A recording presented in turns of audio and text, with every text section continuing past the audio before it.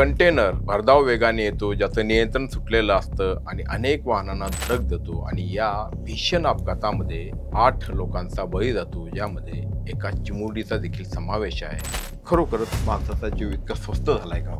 आता नवले ब्रिज आहे तर त्या ठिकाणी वारंवार अपघात घडतात. म्हणजे याचा अर्थ तो ब्लॅक स्पॉट आहे. ब्लॅक स्पॉट म्हणजे त्याच्या आधी जे काय 50-100 किलोमीटर असेल त्या प्रत्येक ठिकाणी अशा अपघात नाही घडत, एकाच ठिकाणी घडतात. याचा अर्थ तिथे काहीतरी तांत्रिक चूक असू शकते. नवले ब्रिजच्या इथे ज्या वेळेला कुठलंही वाहन बेंगलोर बाजूने येतं तेव्हा सडन चेंज इन एन्व्हायरमेंट ही गेल्या काही वर्षात झालेला आहे. हा मिक्स पूर्वी नाहीये, तो सडनली तिथे आहे आणि तिथं त्याबरोबर स्लोप आहे. जर कात्रजचा टनेल बघितला आणि नवले ब्रिज बघितला तर तुम्हाला आश्चर्य वाटेल, 257 मीटरचा डिफरन्स आहे.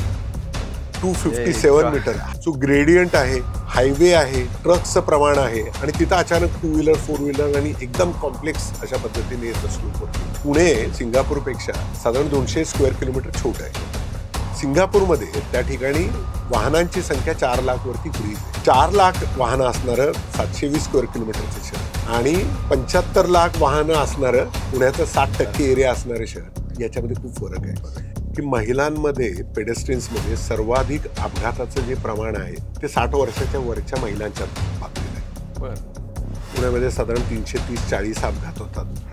बरोबर त्यातले 50% अपघात हे 2 व्हीलरचे आहेत आणि याच्यातल्या 98% वाहन चालकांनी हेल्मेट घातलं. तर सिग्नल आहे, मग तर तिथं पोलीस का पाहिजे? म्हणजे सिग्नल पण पाहिजे, तिथं पोलीस पण पाहिजे आणि त्याने थांब म्हणलं पाहिजे तर मी ऐकणार, असं मला वाटतं योग्य नाही. रस्त्याचे नियम सर्रास धुडकून गाडी चालवतात, सिग्नल असूनही तोडतात. अशा नागरिकांवरती कठोर कारवाई करण्याचं धोरण हे आमचं कर्तव्य आहे, आमचा धर्म आहे असं मला वाटतं, ते आम्ही करणार आहे.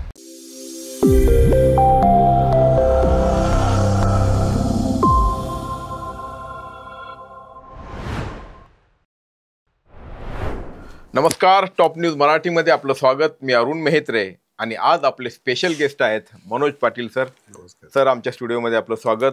थँक्यू. मनोज पाटील सर पुणे शहराचे अप्पर पोलीस आयुक्त आहेत. पुणे शहराच्या गुन्हेगारीवर नियंत्रण ठेवण्याबरोबरच पुणे शहरातील वाहतुकीचा प्रश्न हा त्यांच्या जिव्हाळ्याचा प्रश्न आहे. मग पुणे शहरातील वाहतूक सुरळीत व्हावी, सुरक्षित व्हावी या दृष्टिकोनातून सर सतत प्रयत्न करत आलेले आहेत आणि त्याच अनुषंगाने आज आपण सरांशी बोलणार आहोत. आणि अर्थातच त्याची पार्श्वभूमी आहे नुकत्याच घडलेल्या नवले पुलावरच्या अपघाताची. एक कंटेनर भरधाव वेगाने येतो, ज्याचं नियंत्रण सुटलेलं असतं आणि अनेक वाहनांना धडक देतो आणि या भीषण अपघातामध्ये 8 लोकांचा बळी जातो, ज्यामध्ये एका चिमुरडीचा देखील समावेश आहे. अंगावरती काटा आणणार हे दृश्य, इतकं भीषण हे आजच्या वाहतुकीचं वास्तव म्हणायला लागेल. आणि म्हणूनच माणसाचा जीव इतका स्वस्त झालाय का? आणि याच प्रश्नाने मी आज सुरुवात करणार आहे. सर, वाहतुकीच्या प्रश्नासंदर्भात आपण आजवर अनेक प्रयोग करत आलेला आहात, प्रकल्प आपण अनेक राबवले, अनेक उपाययोजना हाती घेतल्या, तरी देखील याचं उदाहरण आता दिलं, नवले पुलावरचा अपघात असू द्यात किंवा रोज घडणारे अपघात, घरातनं बाहेर पडलेला माणूस सुरक्षितपणे घरी परत येईल की नाही किंवा जिवंत घरी परत येईल की नाही, इतकी काळजी वाटावी अशी आजची पुणे शहराची परिस्थिती आहे, किंबहुना कुठल्याही महानगराची परिस्थिती आहे. खरोखरच माणसाचा जीव इतका स्वस्त झालाय का? नाही, खरं तर हा अपघात जो झाला आहे तो खूप गंभीर असा अपघात झालेला आहे आणि आपल्याकडची जी आकडेवारी आहे ती सुद्धा पाहिली तर थोडंसं काळजी वाटण्यासारखंच आहे. जेवढं ॲक्सिडेंट्स आपल्याकडे होतात, म्हणजे त्याला रेट ऑफ ॲक्सिडेंट म्हणतात, पर लॅक पॉप्युलेशन किती ॲक्सिडेंट होतात, तो भारतामध्ये सर्वाधिक आहे.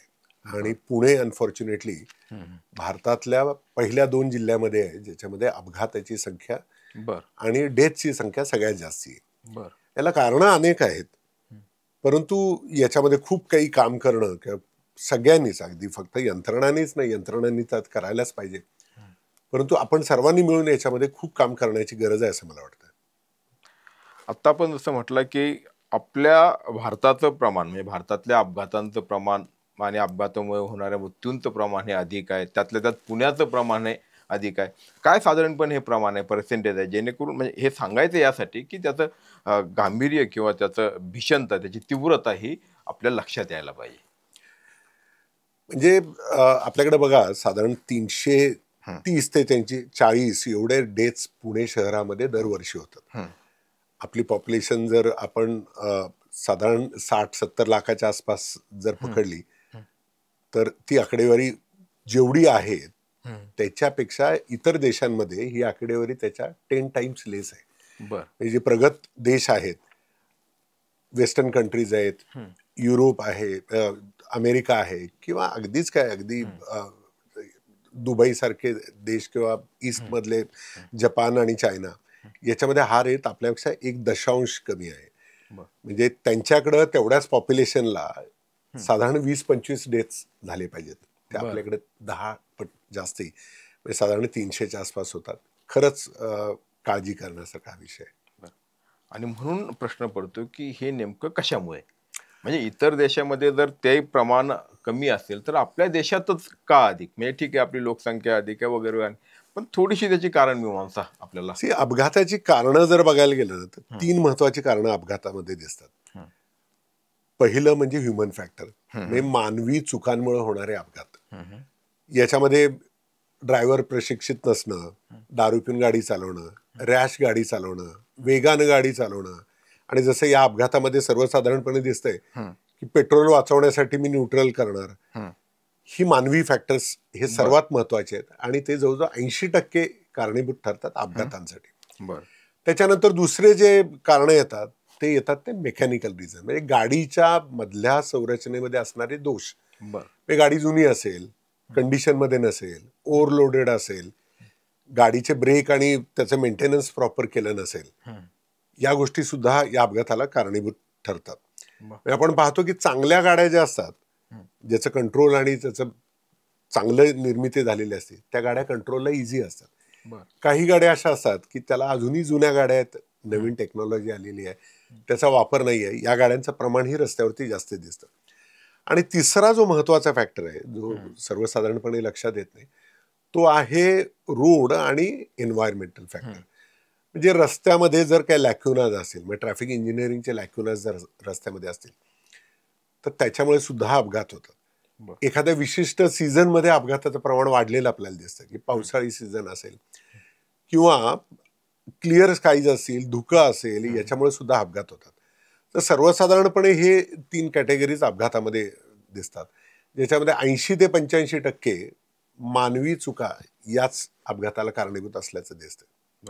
आता तुम्ही म्हटलं त्याप्रमाणे की तंत्रज्ञान एक जो भाग आहे वाहनांचं, काय असा फरक आहे, म्हणजे मी आता काल परवा कुठेतरी एक व्हिडिओ बघितला की बाहेर देशामध्ये किंवा प्रगत देशामध्ये जे ब्रेकिंग सिस्टीम जी असते ती काही वेगळ्या पद्धतीची आहे. आपल्याकडे ती जर ती वाहनांमध्ये बसवायची म्हटलं तर अधिक महाग ठरते, म्हणून ती बसवली जात नाही. हा एक भाग आहे. कारण मला परवाच्या अपघाताच्या अनुषंगाने म्हणजे एक असंही बोललं जातं की त्यावेळी ब्रेक फेल झाला, पण याचा अर्थ त्याचे ब्रेक निकामी होते असं नाही, त्यावेळी तो ब्रेक लागला नाही. तर असं काय थोडं तांत्रिक. माझं असं म्हणणं आहे, आपण बघाल जेवढ्या चांगल्या गाड्या, त्या गाड्यांमध्ये सर्वात चांगली सीट जी वर होती, खाली होती, पुढे होती, मागं होती, कुठली असते. आपण मर्सिडीज असेल किंवा कुठल्याही गाड्या बघितल्या तर ड्रायव्हरची सीट ही खूप महत्वाची असते. आता हेच कम्पेअर करा आपण ट्रकच्या ड्रायव्हरची. बसचा ड्रायव्हर असेल, त्याची सीट म्हणजे पाटा असणार, तो ऍडजस्ट करून त्यानंच खाली उशी ठेवली पाहिजे, मागे उशी ठेवली पाहिजे. सो या वाहनांमध्ये ड्रायव्हरची जी रचना आहे, ड्रायव्हरनं जे बसायचंय, हे जास्ती क्वालिटीचं असणं आणि याच्यामध्ये त्याच्या कम्फर्टसाठी काय करता येईल ही प्राथमिका जर गाडीमध्ये असेल तर मला वाटतं थोडा कम्फर्ट त्याच्यामधून त्याला मिळणार आहे. याच्याबरोबर बाकीच्या देशांमध्ये आपण बघतो की किती प्रवास करावा याच्यावरती सुद्धा लिमिट आहे. म्हणजे मी 300 किलोमीटर प्रवास केला तर कंपल्सरी मला 1 तास थांबावं लागतं, किंवा 200 किलोमीटर प्रवास केलं तर मी 1 ते 2 तासाची रेस्ट घेतली पाहिजे. आपल्याला या गोष्टीचा सुद्धा मला वाटतं आता विचार करण्याची वेळ आलेली आहे. ड्रायव्हरचा कम्फर्ट आणि ड्रायव्हरच्या वाहन चालनामध्ये, विशेषतः जड वाहनांच्या, कारण या वाहनांमुळे होणाऱ्या अपघाताची संख्या ही खूप जास्ती आहे. बघा पुण्यामध्ये साधारण 300 अपघात होतात आणि या 300 अपघातांपैकी 140 अपघात हे हेवी व्हेकल्सनी होतो. आणि यांचा कम्फर्ट, यांचा स्टेअरिंग व्हील किती त्याला कंट्रोलला इझी आहे, पॉवर स्टेअरिंग आहे का, या सगळ्या गोष्टी खूप महत्वाच्या आहेत या वाहनांमध्ये. आणि त्याचं निगोशिएट जो व्यवस्थित तो करू शकला, तो चांगल्या पद्धतीने गाडी चालू शकला, तर मला वाटतं निश्चितच अपघाताच्या संख्येमध्ये थोडी घट होईल.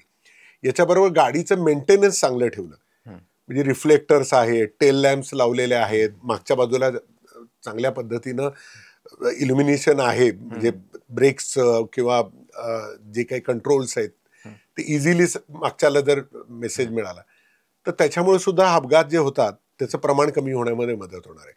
त्यामुळे गाडीच्या मुळे होणारे अपघात हे आपण सर्वसाधारणपणे विसरतो. आपण फक्त ड्रायव्हरच्या चुकीमुळे, म्हणजे आम्ही सुद्धा गुन्हे दाखल करत असताना ड्रायव्हरच्या चुकीमुळे गुन्हा झाला असंच दाखल करतो.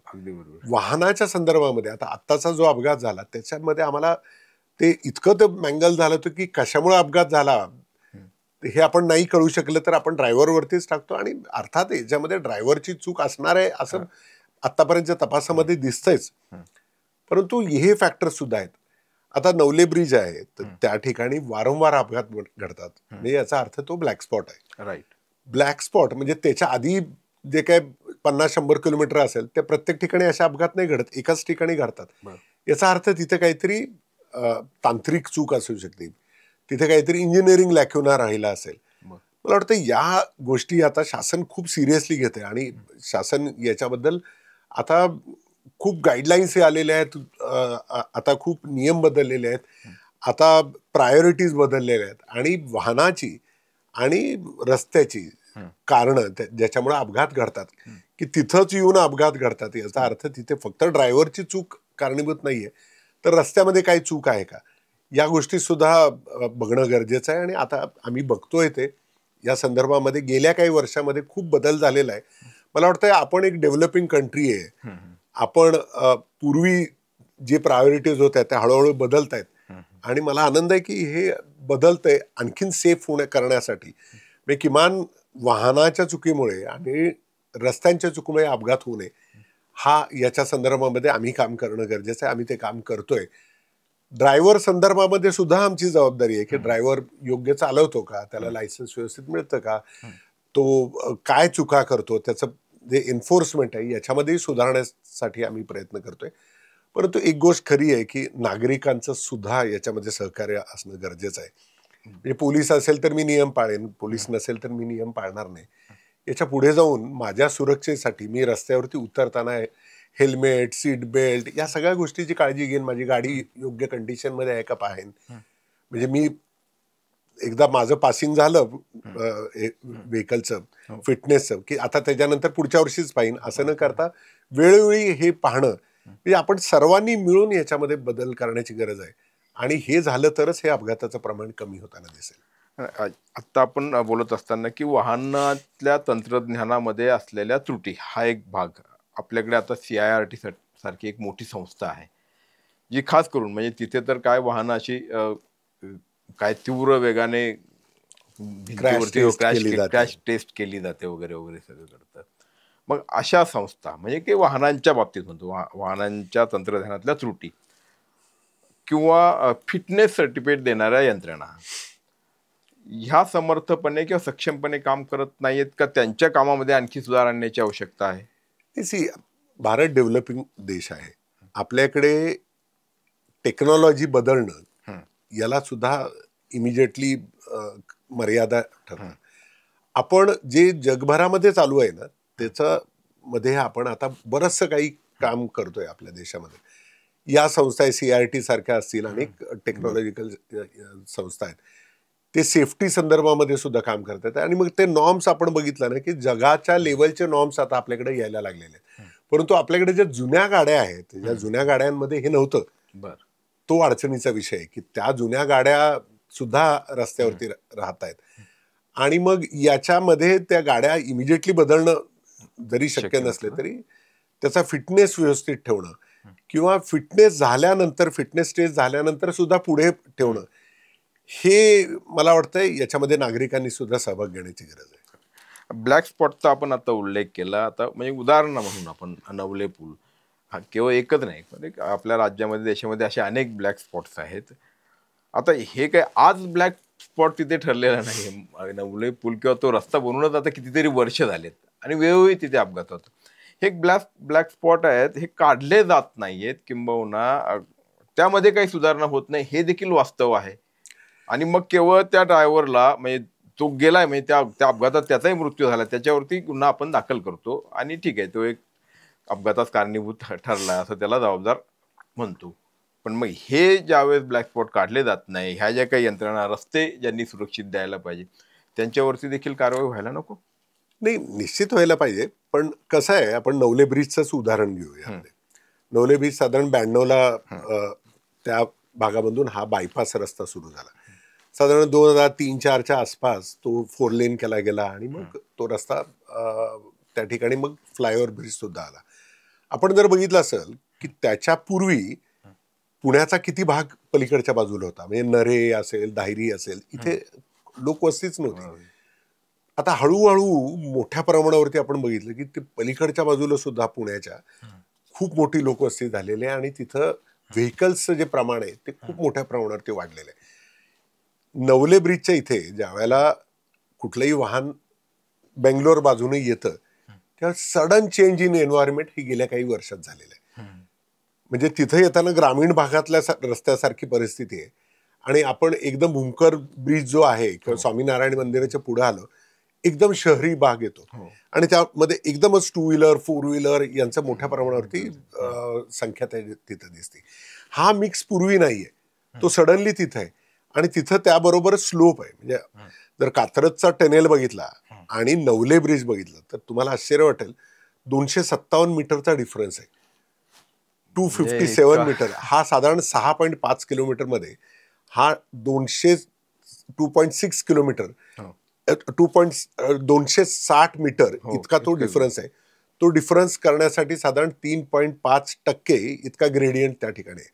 सो ग्रेडियंट आहे, हायवे आहे, ट्रकचं प्रमाण आहे आणि तिथं अचानक 2 व्हीलर 4 व्हीलर आणि एकदम कॉम्प्लेक्स अशा पद्धतीने येतं स्लोपवरती. त्यामुळे ही परिस्थिती सुधारण्यासाठी जी पूर्वी नव्हती ती आता सुधारण्यासाठी शासन बरंच काही करते. आता तिथे एलिव्हेटेड कॉरिडॉर करण्याचं नियोजित करण्यात आलेलं आहे. पुण्याला रिंग रोड नाहीये, तर 2 रिंग रोड्स, म्हणजे एक PMRDचा एक रिंग रोड आणि एक MSRDCचा रिंग रोड. हे एकदा झालं तर इकडे येणाऱ्या ट्रकचं प्रमाण कमी होईल. तो स्लोप कमी करण्यासाठी मग एलिव्हेटेड ज्या वेळेला कॉरिडॉर होईल तर त्या एलिव्हेटेड कॉरिडॉरमुळे हा जो मिक्स आहे हा कमी होईल. याबरोबरच त्या ठिकाणी सर्व्हिस रोडची सुद्धा निर्मिती आता PMC करत आहे आणि मग ते झाल्यानंतर मुख्य रस्त्यावरती हा जो व्हेक्युलर मिक्स आहे त्यांनी जाऊ नये यासाठी सुद्धा मग जे ऍक्सेस आहे ते बंद करणं शक्य होणार आहे. मला वाटतंय काही गोष्टी इमिजिएटली करता येणं शक्य नसतं, परंतु शासन त्या बाजूनी जात आहे, त्याबाबत गंभीर आहे आणि ते लवकरात लवकर करण्याचा प्रयत्न शासन करत आहे. यापूर्वीही केलेलं आहे. असं नाहीये की त्या ठिकाणी रमलिंग स्ट्रिप्स नाही आहेत, त्या ठिकाणी वॉर्निंगच्या साईन्स नाही आहेत, त्या ठिकाणी स्पीडच्या संदर्भात कारवाई केली जात नाही. जवळ 29,000 वाहनांवरती आपण स्पीडची कारवाई त्या ठिकाणी केली. परंतु रस्त्यामध्ये सुधारणा व्हायला सुद्धा थोडा अवधी लागणार आहे आणि याबरोबरच नवले ब्रिज आणि आसपासच्या परिसरात सुद्धा इमिजिएट काही मेजर्स केले जातील. मला वाटतं हे सुरक्षित करणं हे गरजेचं आहे. हे अधिक सुरक्षित कसं होईल आणि त्या ठिकाणी एक सुद्धा अपघात कसा होणार नाही यासाठी आम्ही प्रयत्नशील आहोत. निश्चितपणे, म्हणजे तुमच्यासारखी यंत्रणा, म्हणजे प्रशासन असू देत किंवा शासन, अधिक बळी जाणार नाही किंवा जाण्याच्या आधी या सगळ्या उपाययोजना अंमलात याव्यात अशी अपेक्षा बाळगूयात. एकूणच आता आपण, म्हणजे हा तर ह्या म्हणजे मृत्यूला कारणीभूत ठरणारे अपघात आणि असे भीषण अपघात या सगळ्याविषयी बोलत असताना एकूणच वाहतुकीची समस्या, वाहतुकीचा प्रश्न, म्हणजे पुण्यामध्ये राहायचं म्हटलं की अंगावर, किंवा बाहेरून कुठे किंवा इथून बाहेर कुठे जायचं म्हटलं की अंगावरती काटा येतो, अशी सध्याची स्थिती आहे. वाहनांची संख्या वाढली आहे तर नक्की वाढली आहे. रस्ते अपुरे आहेत तर निश्चितपणे रस्ते छोटे आहेत. वाहनं त्यावरनं म्हणावे त्या वेगाने किंवा म्हणावे तशा पद्धतीनं सुरळीतपणे जाऊ शकत नाही, हे वास्तव आहे. आणखी काय, म्हणजे या प्रश्नाकडे बघायचं म्हटलं तर म्हणजे पुण्यामध्ये सगळ्यात गंभीर प्रश्न कुठला किंवा सगळ्यात नको नको होतं तो म्हणजे वाहतूक. अगदी बरोबर आहे. नागरी समस्यांमध्ये वाहतूक हा पुण्यासाठी खूप मोठा विषय आहे. याची कारणं असं का झालंय हे थोडंसं पाहणं गरजेचं आहे. नुकतीच एक आकडेवारी आलेली आहे आणि याच्यामध्ये असं आहे की पुणे हे गेल्या 20 वर्षामध्ये साधारण 330% वाढलेलं आहे. आणि बर. पुण्याच्या नंतर दुसरा नंबर दिल्लीचा आहे, बर जो साधारण 182% वाढलेला आहे. बर. म्हणजे पुणे भारतामध्ये जेवढी शहरं आहेत, साधारण 86 किलोमीटरचं हो. स्क्वेअर किलोमीटरचं शहर आता 330 किलोमीटरच्या आसपास जात आहे. तर हे ज्या वेगाने वाढतंय पुणे, तेवढ्या वेगानं दुसरी शहरं वाढलेली नाहीयेत. त्यामुळे झालंय काय की कुठलाही असं शहर असेल, म्हणजे भारतातच काय जगामध्ये इतक्या वेगानं, ज्याला अर्बन स्प्रॉल्स आपण म्हणतो की शहर वाढणं म्हणतं, इतक्या वेगानं जर वाढलं ना तर त्या वेगामध्ये इन्फ्रास्ट्रक्चर वाढू शकत नाही. म्हणजे रस्ते असतील तर रस्ते इतक्या वेगामध्ये नाही वाढू शकत. पुण्याचं त्याच्यामुळे काय झालंय की रस्त्याचं जे क्षेत्र आहे ते साधारण 7.5 ते 7% मर्यादित आहे. आणि 7.5 ते 7% असणारे पुण्याचं क्षेत्र, ज्याच्यामध्ये साधारण 88-89% लोक प्रायव्हेटाईज ट्रान्सपोर्टचा वापर करतात. म्हणजे पब्लिक ट्रान्सपोर्ट फक्त 11 ते 12% या ठिकाणी. तिथे आता वाहनांची संख्या जवळजवळ 74-75 लाखापर्यंत पोहोचलेली आहे. यामुळं जी वाहतूक कोंडी आणि वाहतूक समस्या आपल्याला दिसतात ना, त्या होताना पाहतात. की पुणे आणि सिंगापूर असं जर आपण सहज अगदी कम्पेअर करायचं ठरवलं तर सिंगापूर साधारण 720 स्क्वेअर किलोमीटरचं शहर आहे. पुणे साधारण 520च्या आसपास आहे. म्हणजे जो डेव्हलप्ड पार्ट आहे हा 330च्या आसपास आहे, पण पुणे शहर हे साधारण 520च्या आसपास आहे. म्हणजे पुणे सिंगापूरपेक्षा साधारण 200 स्क्वेअर किलोमीटर छोटं आहे. सिंगापूरमध्ये त्या ठिकाणी वाहनांची संख्या 4 लाख वरती फ्रीज आहे. एक वाहन 4 लाखाच्या वरती जाऊ शकत नाही. कुणाला घ्यायचं असेल तर बिकॉज सर्टिफिकेट ऑफ एंटायटलमेंट आहे आणि ते असल्याशिवाय तुम्हाला वाहन खरेदी करता येत नाही. 4 लाख वाहनं असणारं 720 स्क्वेअर किलोमीटरचं शहर आणि 75 लाख वाहनं असणारं पुण्याचं 60% एरिया असणारं शहर, याच्यामध्ये खूप फरक आहे.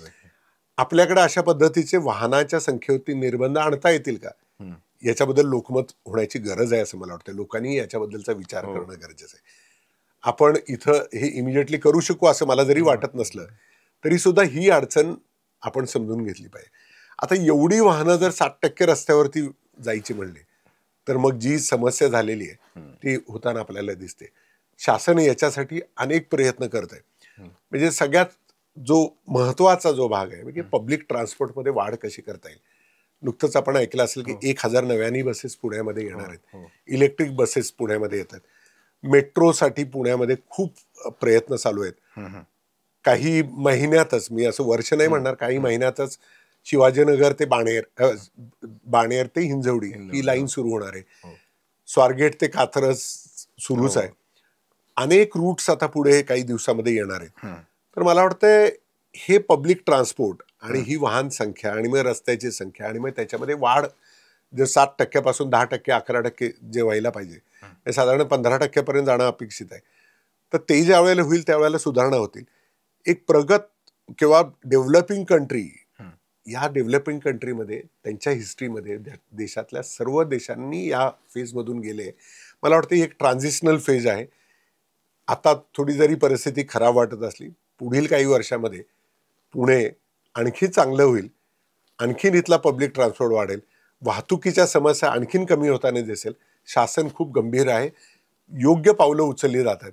मला वाटतं निश्चित पुढच्या काही वर्षांमध्ये पुणे जसं सुंदर आणि चांगलं शहर आहे, एक लिव्हेबल शहर आहे, ज्याच्यात आपण म्हणतो पेन्शनर्स पॅराडाईज आहे, ऑक्सफोर्ड ऑफ द ईस्ट आहे, हे अधिक वाढत जाणार आहे. पुण्यामध्ये लोकसंख्या वाढत जाणार आहे. परंतु लोकांना जो सध्याचा वाहतुकीचा त्रास होतोय तो कमी होताना दिसेल असा निश्चित खात्री मला आहे. लोकांची जबाबदारी म्हणत असताना खास करून वाहन चालकांची बेदरकारपणे वाहनं चालवणं, नियमांचं पालन न करणं, असुरक्षितपणे म्हणजे अगदी किंवा प्रशिक्षण न घेता वाहन चालवणं, हे देखील प्रकार या पुण्यामध्ये म्हणजे सुज्ञ पुणेकरांच्या पुण्यामध्ये आपल्याला पाहायला मिळतात. त्यांचं प्रमाण म्हणजे आता आकडेवारी आम्ही नेहमी वर्तमानपत्रात नेत असते की इतक्या लोकांवरती कारवाई, इतके, त्याचं काय साधारणपणे प्रमाण आहे आणि या पुणेकरांना मी नेहमी म्हणतो तसंच सांगणार आहे. आपण कितीही म्हणत असलो तरी 90-95% आसपास पुणेकर वाहतुकीचे सर्व नियम पाळतात. जे नियम तोडणारे आहेत त्याची संख्या कमी आहे आणि त्याच्यावरती आम्ही कारवाई ला पर्याय नाही असं मला वाटतं. हे प्रमाण कमी करण्यासाठी याला फक्त एन्फोर्समेंट एकमेव गरजेचं आहे असं नाहीये. एन्फोर्समेंट तर करावंच लागेल, पण मला वाटतंय वाहतूक जी आहे ना, ही एक नागरी समस्या जशी आहे तशी नागरी जबाबदारी सुद्धा आहे. म्हणजे वाहतुकीचे नियम हे नियम इथिकल पद्धतीचे आहेत. म्हणजे तुमचं इथिकल जर ड्रायव्हिंग असेल, तुम्ही इथिकल ड्रायव्हिंग करत असाल तर निश्चितच अपघाताचं प्रमाणही कमी येईल, वाहतुकीच्या समस्याही कमी होतील आणि रस्ते सुरक्षित होतील. म्हणजे आपण बघा, एक छोटंसं उदाहरण आपल्याला द्यायचं आहे. ज्या वेळेला अपघातांची आकडेवारी आम्ही पाहतोय ना, तेव्हा असं लक्षात येतं की महिलांमध्ये, पेडेस्ट्रियन्समध्ये सर्वाधिक अपघाताचं जे प्रमाण आहे ते 60 वर्षाच्या वरच्या महिलांच्या बाबतीत आहे. बरं. आता याला कारण काय? म्हणजे आपण हे अपघातामध्ये त्यांची तर चूक निश्चितच नाहीये. कुठेतरी रस्ता क्रॉस करत असताना हे अपघात झालेले आहे. 7% आसपास त्याचं प्रमाण आहे महिलांमध्ये ते, आणि ते सर्वाधिक आहे. बर. तर आपण वल्नरेबल ही जी पॉप्युलेशन आहे, पादचारी असतील, सायकलिस्ट असतील, टू व्हीलर असेल, यांच्याकडे जाताना इथिकली की मी थांबलं पाहिजे, मी वेग कमी केला पाहिजे, मी त्यांना पहिलं जाऊन दिलं पाहिजे, हा विचार सुद्धा करण्याची गरज आहे मला वाटतंय. फक्त नियम, लायसन्स, कारवाई याच्यावरती भागणार नाही. वाहतुकीमध्ये आपण इथिकली किती चांगलं आहे, आम्ही दुसऱ्याची किती काळजी करतो, विशेषतः वल्नरेबल पॉप्युलेशनची किती काळजी करतो, हे सुद्धा तेवढंच महत्वाचं आहे. मला वाटतं प्रत्येकाने वाहनावरती बसल्यावरती, तो कधीतरी पादचारी असतो, तो कधी तर टू व्हीलरवरती जातो, तो सुद्धा सायकलवरती जातो. इथं बसणारा ड्रायव्हर म्हणजे माझा ट्रक आहे किंवा मी कार आहे म्हणून मी सेफ आहे म्हणून मी गाडी पळवतो, अशी मानसिकता असेल तरी योग्य नाही. मला वाटतं वाहतूक शाखा याच्यावरती सिरियसली विचार करते आणि या वाहन चालकांवरती जे बेदरकारपणे वाहने चालवतात, दारू पिऊन गाडी चालवतात, वेगानं गाडी चालवतात, रस्त्याचे नियम सर्रास धुडकून गाडी चालवतात, सिग्नल असूनही तोडतात, अशा नागरिकांवरती कठोर कारवाई करण्याचं धोरण हे आमचं कर्तव्य आहे, आमचा धर्म आहे असं मला वाटतं. ते आम्ही करणार आहे. नागरिकांनी सुद्धा याच्याबद्दलचा विचार करणं गरजेचं आहे. रस्त्यावरती बाहेर पडताना आपल्या कुटुंबियाच्या सुरक्षेबरोबर इतरांची सुद्धा सुरक्षेला प्राधान्य देणं हे खूप गरजेचं आहे. वाहतूक पोलीस म्हणून तुम्ही कुठे कुठे पुरणार असा एक प्रश्न आहे. म्हणजे तुम्ही किंवा आरटीओ जे यंत्रणा आहे, कारण तुमची संख्या किंवा आणखी मग तुमच्यावरती असलेली आणखी, म्हणजे वाहतूक पोलिसाला केवळ ते नियमन किंवा नियंत्रणच करायचं नसतं, तर अनेक ठिकाणी पाहतो त्याला काय अगदी कुठे पाऊस पडला आणि नाली तुंबली तर ते पाणी पण बाहेर काढायचं असतं. म्हणजे बघा, एक थोडासा असा विरोधाभास अशा पद्धतीचं एक विचार बऱ्याच जणांच्याकडून ऐकायला मिळतो. लोकांचं म्हणणं आहे, साहेब सिग्नल आहे मग पोलीस का थांबत नाही आणि पोलीस का मग आम्हाला थांबवत नाही, मग असं का? तर माझं म्हणणं आहे, जगभरामध्ये तुम्ही प्रवास करता, तुम्हाला पोलीस सिग्नलवरती कुठं दिसतात का? म्हणजे ह्या 2-4 आपले साऊथ ईस्ट कंट्रीज ज्या आहेत या व्यतिरिक्त पोलीस कुठं सिग्नलला दिसत नाही. तर सिग्नल आहे मग तर तिथं पोलीस का पाहिजे हो? म्हणजे सिग्नल पण पाहिजे, तिथं पोलीस पण पाहिजे आणि त्याने थांब म्हणलं पाहिजे तर मी ऐकणार, असं मला वाटतं योग्य नाहीये. पोलिसांनी दिसू नये, पोलिसांनी एन्फोर्स करू नये, याच्याकडे जाणं गरजेचं आहे. म्हणजे आम्ही सुद्धा आता किंवा आमचे पोलीस आयुक्त साहेब सुद्धा पोलीस शिवाय एन्फोर्समेंट कसं करता येईल याचा आम्ही विचार करतोय. म्हणजे कॅमेऱ्याच्या माध्यमातून एन्फोर्समेंट करता येईल का, पोलिसांनी पकडणं आणि गाडी बाजूला करणं अशी कारवाई न करता ऑटोमॅटिकली एआयचा वापर असेल किंवा टेक्नॉलॉजीचा वापर करून करता येईल का, पोलीस नसले तरी तो सिग्नल आहे त्याचं मी पालन केलं पाहिजे, याच्यासाठी हे गरजेचं आहे. भविष्य पोलिसांची संख्या तेवढीच राहिली किंवा थोडी कमी जरी झाली तरी मला वाटतं टेक्नॉलॉजी त्याचा टेक ओव्हर करेल आणि मग त्याच्यासाठीची तयारी करणं गरजेचं आहे. मानसिकता बदलणं गरजेचं आहे. पोलीस असेल तरच मी नियम पाळेन, नियम हे सर्वांसाठी आहे. मी जिथं जाईन, जिथं गाडी चालवेन त्या ठिकाणी नियम पाळेन, ही मानसिकता असणं खूप गरजेचं आहे. आणि पोलिसांच्या बाबतीत टीकेचा एक नेहमी सूर असतो की पोलीस, जसं तुम्ही म्हटलं की चौकात दिसत नाही, मात्र पुढे कुठेतरी असतात आणि दंड वसूल करत असतात, त्यांना टार्गेट असतात वगैरे वगैरे अशाही प्रकारच्या काही. आणि अर्थात त्याचे अनुभव घेतात, म्हणजे वाहन चालक असू द्यात, मग ते वादावादी होते आणि सगळे प्रकारे तुम्हाला नाही, ज्ञात पुण्यासाठी असतील. पुण्यासाठी आम्ही पोलिसांना सांगतो तुम्ही सिग्नलवरतीच थांबा बर आणि लोकांना थांबवा. बर कारण एक मी जरी असं काढलं की आता सिग्नलला पोलीस नाही थांबणार तर ते इमिजिएटली त्याचे रिझल्ट शक्य नाही. चांगले निघतील असं वाटत नाही. बर पोलिसांनी खरं तर पकडलं पाहिजे, टार्गेट आहे, या गोष्टी जरी योग्य नसल्या तरी पोलिसांनी मात्र कारवाई करायला पाहिजे. कारवाईमध्ये वाढ करायला पाहिजे की जेवढ्या मोठ्या प्रमाणावरती नियमभंग होतोय, जेवढ्या मोठ्या प्रमाणावरती अपघात होत आहेत, तर पोलिसांची जबाबदारी आहे की कारवाई करायला पाहिजे. पण तो कारवाईसाठी कारवाई हे योग्य नाही. म्हणजे अगदी सोपं, म्हणजे गाडी कुठलीही तुम्ही अडवताय, त्या गाडीने कुठलाही नियमभंग केलेला नाहीये, तर ती गाडी अडवणं योग्य नाहीये. बरोबर. पण एखादी गाडी नियमभंग करून सर्वांदेखत जाते तर त्याला अडवलं पाहिजे, त्याला काही पर्याय नाहीये. तर त्याच्यामुळं थोडासा पॉझिटिव्ह रोल पोलिसांनी केला पाहिजे, ज्याच्यासाठी पोलीस आयुक्त सुद्धा आमचे आग्रही आहेत. आम्ही पोलिसांना सांगतोय की जी वाहनं नियमभंग करतात त्याच्यावरती कारवाई करा. जो चांगला चालवत गाडी चालू आहे त्याला उगीच बाजूला घेऊन तुझे लायसन्स कुठे आहे, तुझ्याकडे कागदपत्र कुठे आहे, तुझं PUC कुठे आहे. हा, अर्थात ज्या वेळेला नाकाबंदी असेल त्यावेळेला ह्या सगळ्या गोष्टी कराव्यात, पण जनरली हे करू नये. जनरली ज्या वेळेला वाहतुकीचं प्रमाण जास्ती असतं, मॉर्निंग पीक, इव्हिनिंग पीक, सिग्नलवरती थांबून तिथे रेग्युलेशनवरती जास्ती भर द्यावा, तिथे कारवाईवरती भर नाही दिला पाहिजे. पोलिसांचा रोल खूप पॉझिटिव्ह अशा पद्धतीने असेल ना तर लोक सुद्धा नियम पाळतील. मला वाटतं ही इमेज बदलण्याची सुद्धा आमच्यामध्ये गरज आहे आणि आम्ही त्याच्यासाठी प्रयत्नशील आहोत. आमच्याकडे आदराने लोकांना ज्या वेळेला बघायला लागतील तेव्हा निश्चित आम्हालाही माहिती आहे की लोक सुद्धा नियम अधिक पाळायला लागतील. त्यामुळे आम्ही आमच्याकडे पहिल्यांदा लक्ष देत आहोत आणि याच्याबरोबर अर्थातच कारवाई करणं हा भाग आहे. दोन्ही सुधारणा होणं गरजेचं आहे असं मला वाटतं. पुणेकरांच्या दृष्टिकोनातनं एक संवेदनशील विषय येतो म्हणजे हेल्मेटचा. म्हणजे हेल्मेट सक्ती हा शब्द वापरला जातो. खरं तर हेल्मेट सक्ती मुळात आहेच आहे, माहिती काय, ती काय तो कोर्टाने दिलेला तो आदेश आहे किंवा निर्णय आहे, फक्त तिच्या अंमलबजावणीचा विषय येतो. आणि मग पुण्यात हेल्मेट सक्तीच्या विरोधामध्ये मोर्चे निघालेले देखील आपण पाहिलंय.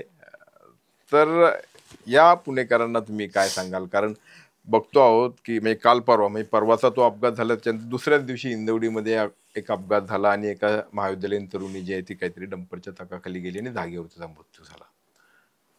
अशा घटना घडतात. आकडेवारीच बरंच बोलते. पुण्यामध्ये साधारण 330-40 अपघात होतात. बरोबर त्यातले 50% अपघात बर हे टू व्हीलरचे आहेत आणि याच्यातल्या 98% वाहन चालकांनी हेल्मेट घातलेलं नव्हतं. बर म्हणजे हेल्मेट जर असतं तर निश्चितच याच्यातले अनेक लोकांचे जीव वाचले असते. तर त्याच्यामुळे हेल्मेट गरजेचं आहे का हा प्रश्नच नाहीये. हेल्मेट गरजेचंच आहे. टू व्हीलरवरती जो माणूस बसतो त्याच्यासाठी सर्वात सेन्सिटिव्ह जर काय भाग असेल तो डोक्याचा भाग आहे. हेड इंजुरी हे सर्वात महत्वाचं कारण आहे. आता लोक काहीही मग त्याला युक्तिवाद करतात की हेल्मेट असताना सुद्धा कसं काय झालं, तर त्याचं प्रमाण खूप कमी आहे, म्हणजे अगदी नेग्लिजिबल आहे. परंतु हेल्मेट जर असतं तर ज्यांचे जीव वाचले असते याची संख्या या 170 मध्ये जवळजवळ 98%च्या आसपास आहे. तर त्याच्यामुळे मला वाटतं हेल्मेट वापरणं खूप गरजेचं आहे. जसं सीट बेल्ट कारमध्ये गरजेचं आहे तसं हेल्मेट खूप गरजेचं आहे. लोकांनी स्वतःहून हेल्मेट वापरलं तर त्याचा खूप फायदा त्यांनाच होणार आहे. कारण हेल्मेटमुळे सर्वात पहिल्यांदा अफेक्ट जो होतो तो तुमचे कुटुंबीयच होतात. तुम्हीच होता, तुम्हालाच याच्यामधून खूप कठीणाईतून लागू शकतो, अगदी जीवाची सुद्धा हानी त्याच्यामध्ये होते. तर हेल्मेटचा वापर पुणेकरांनी करावा अशी माझी कळकळीची सर्वांना विनंती आहे. आणि तेवढं जरी एक केलं गेलं तर पुण्यातले अपघात निश्चित एक 100नी डेथ्स आपले कमी होतील. म्हणजे एकदम तुम्हाला दिसेल पुण्यातले सर्व नागरिक जर हेल्मेट वापरायला लागले तो 340चा आकडा एकदम 200च्या आसपास येऊन जाईल. खूप मोठा फायदा या सगळ्यांना होणार आहे. आणि हेल्मेट घातल्यानं कोण कोण वाचले कदाचित त्यालाही माहिती नसेल. अनेक लोकांचे जीव त्यामुळे वाचलेले, हा आकडा त्याच्याही पेक्षा जास्ती होता. हेल्मेट वापरत नाहीत अशातला भाग नाही. पुण्यात अनेक नागरिक हेल्मेट वापरतात. सगळ्यांनी वापर करावा अशी माझी सगळ्यांना विनंती आहे. बेदरकारपणे वाहन चालवणे हा जसा एक प्रकार पाहायला मिळतो, तसंच एक प्रकारची मस्ती देखील, म्हणजे अगदी मस्ती हाच शब्द किंवा मस्तवालपणा, म्हणजे पोर्शे अपघात हा त्याचाच एक प्रकार होता, उदाहरण होतं. म्हणजे अल्पवयीन किंवा ज्याला नीट प्रशिक्षित नाही, गाडी चालवता येत नाही, त्याच्या हातात वाहन देणे, त्यांनी मद्यप्राशन केले, म्हणजे काहीतरी दारू पिऊन गाडी चालवणे आणि लोकांना उडवणे, जीव घेणे, यालाही कुठेतरी नियंत्रणात आणण्याची आवश्यकता आहे. आणि मग ती सगळ्या बाजूनी, म्हणजे जसं की पोलीस प्रशासन, म्हणजे सगळीकडे, की त्याला अर्थात ती सगळी त्यावेळी कारवाई वगैरे झाली, की अजूनपर्यंत ते प्रकरण सुरूच आहे, की तो कुठल्या पबमध्ये गेला, क्लबमध्ये गेला, तिथनं काय तो प्यायला, त्याच्यानंतर त्यांनी गाडी कशी चालवली. पण ही जी काही वृत्ती आहे, मनोवृत्ती आहे, जी लोकांचा जीव घेते, लोकांच्या अंगावरती गाड्या घालते, तिला वचक बसण्याची आवश्यकता आहे. नाही, आपण अगदी बरोबर म्हणलं. वाहतूक पोलिसांनी कारवाई केली की लोकांना काही वेळ वाईट वाटतं. मला वाटतंय या वाहन चालकांवरती पोलिसांनी अधिकाधिक कठोर कारवाई केली पाहिजे. म्हणजे बघा, 2021, 22, 23 मध्ये जेवढी कारवाई झाली ना, त्याच्यापेक्षा जवळजवळ दुप्पट तिन्ही वर्ष मिळून आपण 24 मध्ये केली. आणि 24 मध्ये जेवढी झाली त्याच्यापेक्षा जास्ती आपण 25 मध्ये करतोय. ड्रंक अँड ड्रायव्हिंग याबरोबरच ट्रिपल सीट असेल, किंवा उलट्या दिशेने गाडी चालवणं असेल, किंवा सिग्नल तोडणं असेल, किंवा रॅश ड्रायव्हिंग असेल, किंवा गाडीचे सायलेन्सर काढून काहीतरी वेगळ्या पद्धतीचे त्यातनं फटाक्यासारखे आवाज काढणे असेल, किंवा रॅश ड्रायव्हिंग म्हणजे वाकडी तिकडी गाडी चालवणं असेल, या सगळ्यांवरती आमची नजर आहे. आणि मग कॅमेराच्या माध्यमातून असेल किंवा वाहतूक पोलिसांनी केलेली कारवाई असेल, या माध्यमातून आम्ही निश्चित त्यांच्यावरती कारवाई करू. ड्रंक अँड ड्रायव्हिंगमध्ये पुण्यामध्ये कधीच जेलची शिक्षा होत नव्हती. आता 2 लोकांना 15-15 दिवसाची कारावासाची शिक्षा झालेली आहे. तर ड्रंक अँड ड्रायव्हिंग एवढं सिरियस आहे आणि याच्या बाबतीत पोलीस आयुक्त किंवा वाहतूक पोलीस आम्ही खूप सिरियस आहेत. या कारवायामध्ये जवळजवळ 4 ते 5 वाढ आपण 2023च्या आकडेवारीच्या मानाने केलेली आहे. आणि मला तर वाटतं ह्याच्यामध्ये आणखीन 10 पट वाढ करणं गरजेचं आहे. या वाहन चालकांवरती कारवाई झाली तर सर्वसामान्य पुणेकरांना सुद्धा त्याचा दिलासा मिळेल, अपघाताचं प्रमाण कमी होईल आणि रस्ते सुरक्षित होण्यासाठी मदत होईल. कारण मानसिकता अशी असते की आपण पैसे देऊन काही पण विकत घेऊ शकतो. म्हणजे ही जी पद्धत आहे ना, या अपघातात ते प्रयत्न झाला होता, ते सगळं समोर आलं म्हणजे खरं तर. आणि त्याच मानसिकतेतनं ही जी मगरुरी येते की आपण काय मॅनेज करू शकतो, तर इथे दोन्ही बाजू आहेत. म्हणजे एकतर की त्या माणसाची ही मनोवृत्ती आणि दुसऱ्या बाजूला यंत्रणेची प्रतिमा, मॅनेज करू शकतो. ही यंत्रणा एवढी मॅनेजेबल आहे का? नाही, अगदी बरोबर आहे. आपण बघितलं असेल त्या गुन्ह्यामध्ये सुद्धा ज्या पद्धतीची कारवाई झालेली आहे ही अनप्रेसिडेंटेड अशा पद्धतीची कारवाई. आमचे पोलीस आयुक्त अमितेश कुमार सर आणि आमची सर्वच टीम याच्यामध्ये खूप कष्टाने गुन्ह्याचा तपास केला, त्याचे चार्जशीट केले, त्याचे परिणाम आपल्याला अर्थातच दिसत आहेत. याच्याशिवाय सुद्धा ज्या दुसऱ्या गोष्टी आहेत ज्याच्यामुळे कायदा सुव्यवस्था असेल किंवा गुन्हेगारी असेल, याच्यावरती पोलिसांची खूप करडी अशा पद्धतीची नजर आहे. याच्याबरोबरच भविष्यासाठी पुण्यामध्ये टेक्नॉलॉजी कशी वाढवता येईल याच्यासाठी ITMSचा प्रस्ताव असेल, तो जवळजवळ अंतिम टप्प्यामध्ये आहे. पुण्यातले CCTVचं वाढ करणं असेल, हे सुद्धा पुढच्या काही महिन्यामध्ये आपल्याला दिसेल की पुण्यामध्ये जवळजवळ 1200 लोकेशन्सवरती नव्यानं CCTV कॅमेरा बसलेले दिसतील. याबरोबरच इतर सुद्धा टेक्नॉलॉजीचा मोठ्या प्रमाणावरती वापर वाहतूक शाखेमध्ये आणि गुन्हे शाखेमध्ये किंवा पोलीस स्टेशनला होताना दिसतोय. मला वाटतंय आम्ही आमच्या या गंभीर प्रकरणांवरती अतिशय गंभीर आहोत आणि कारवाया आमच्या याच्यामध्ये वाढतही जाणार आहेत.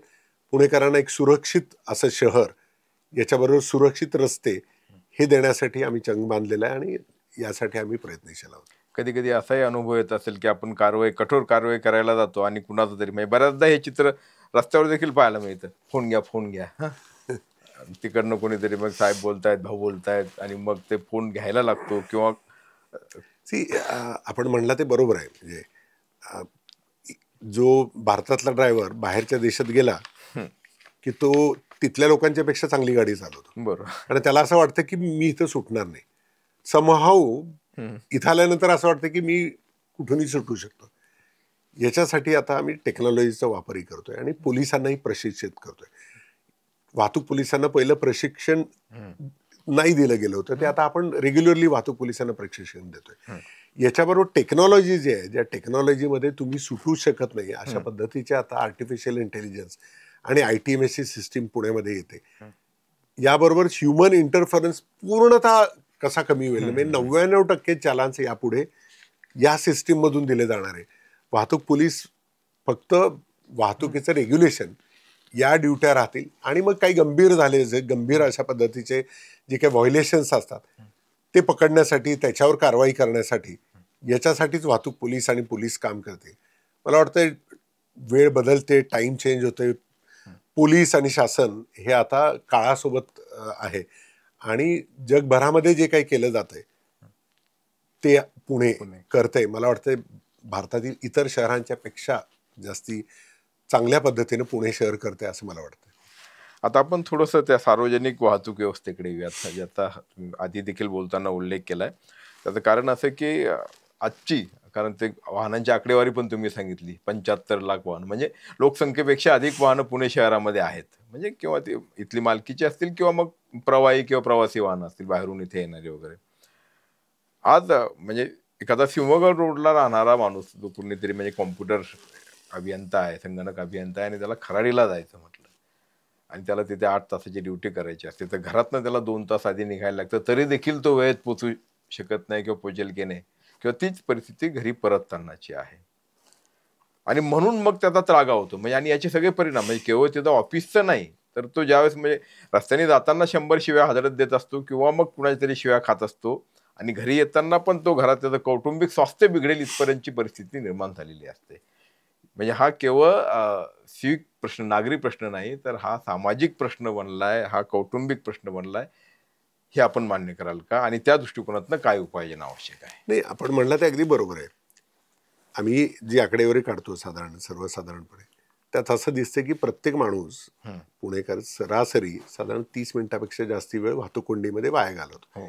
त्या वेळेमध्ये काहीच करता येत नाही. त्या वेळेमध्ये फक्त थोडंसं त्याला टेन्शन वाढणं असेल किंवा अँझायटी वाढणं असेल, याच गोष्टी होतात, त्यातून आउटपुट काहीच येत नाही. याचं आम्ही एकत्र जर केलं तर वर्षभरामध्ये साधारण 180 तास त्याचे वाया जातात आणि आयुष्याचे 1.5 वर्ष हे वाहतूक कोंडीमध्ये जाताना दिसते.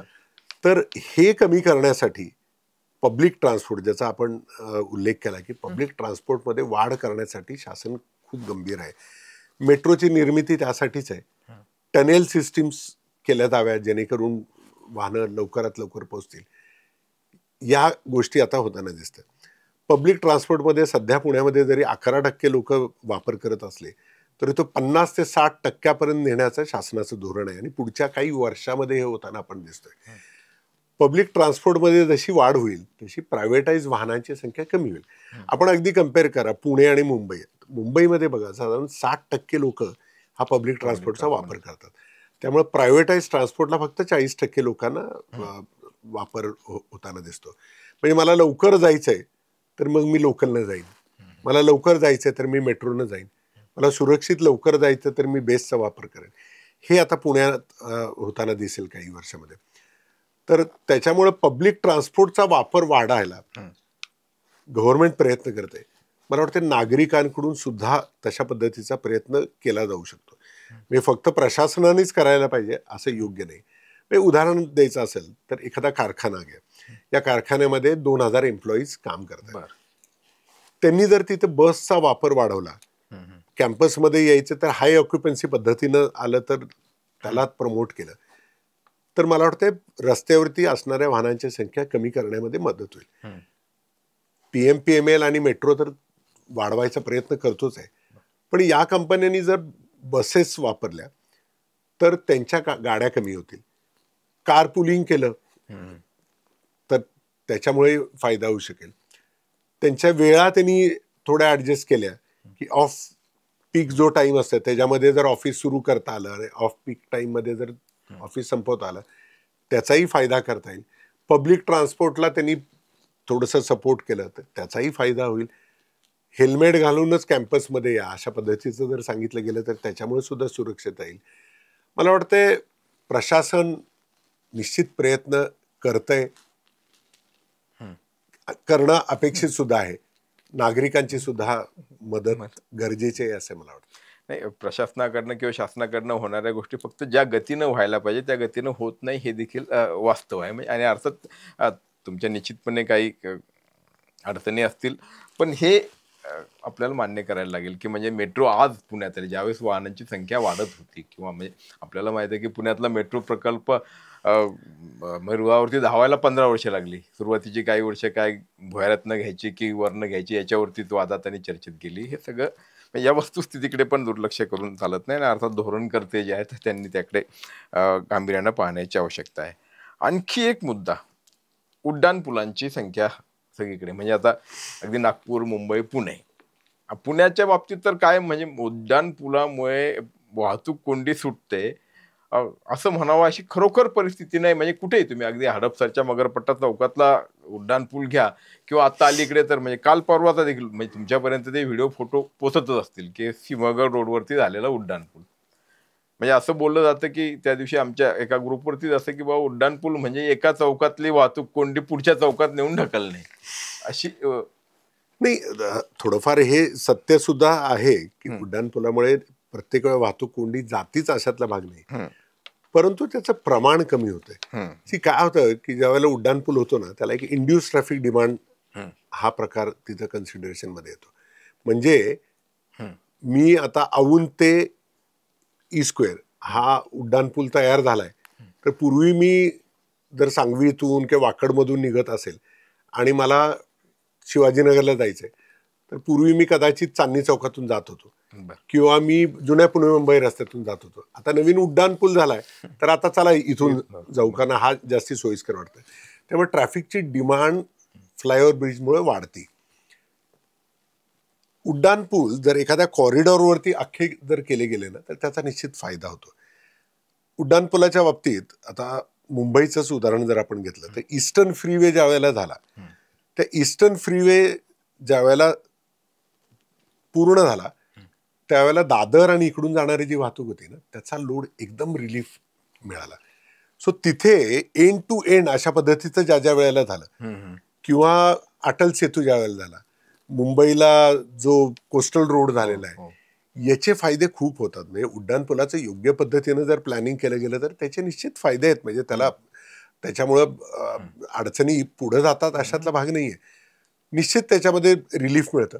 परंतु या इंड्यूस डिमांड सुद्धा जर कन्सिडरेशन केल्या गेल्या तर त्याचा अधिक फायदा होतो असं दिसतं.